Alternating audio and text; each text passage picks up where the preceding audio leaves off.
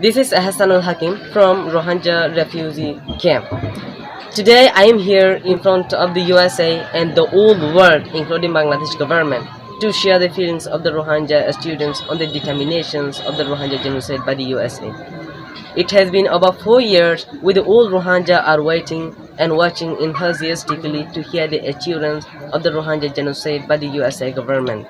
At last our holding up has finished in issues. Presently we have Goliath any expectations of returning to our territory with respect and deliberate quickly. We trust the USA and Bangladesh will cooperate genuinely for productive being home and give our privilege like other ethnic race of Myanmar.